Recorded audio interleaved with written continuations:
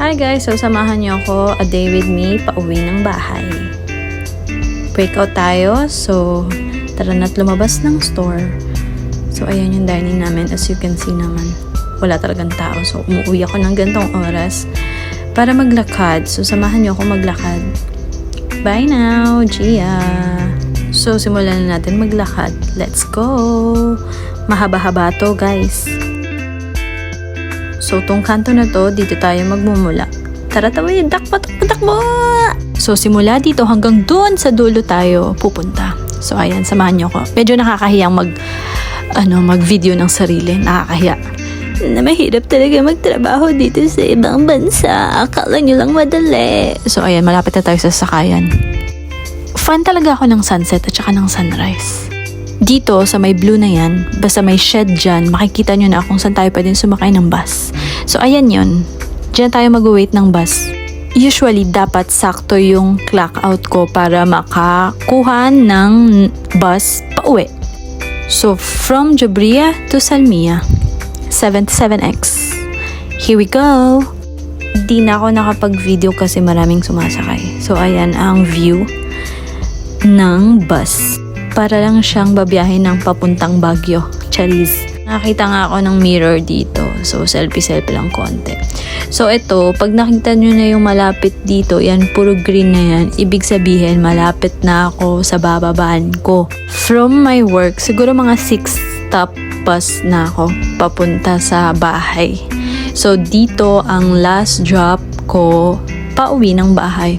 So, pag di ka nakababa dito, another bus stop ka ng bababa. So, maglalakad ka. Ayoko. Sobrang humid. So, ayan. Baba na tayo. Siyempre, mabait ako. Tinapon ko yung ticket. Let's go. So, ayan. Medyo dito, naisipan ko na magluto. Pero gusto ko rin ng Yakult. Pinag-iisipan ko talaga. Kung bababa ako ng grocery para bumili ng Yakult, pero naalala ko, meron nga palang Bakala dito.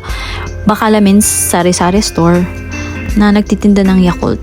Kaso nung tinanong ko, na-disappoint ako kaya binalik ko na lang. Sa sahod na lang to. So, ayun nga, lumabas na ako kasi wala naman talaga akong bibilhin. Yakult lang naman talaga. Tapos, syempre, off ko bukas kaya gusto ko rin magluto para i-treat naman yung sarili ko kahit di naman payday. So, tatry ko dito. At naisipan ko nga agad yung crab.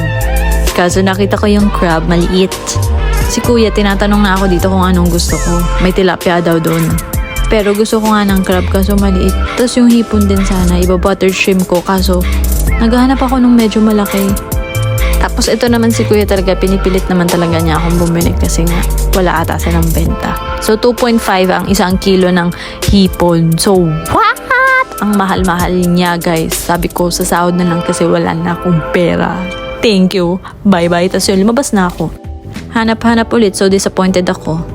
Siyempre, meron pang isang spot na gusto kong puntahan. Yan yung fruit store.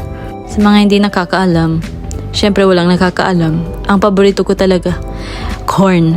Dito nga, tinanong ko na to si kuya kung may corn. Wala nga, hindi nila ako maintindihan. C-O-R-N, in-spell ko pa.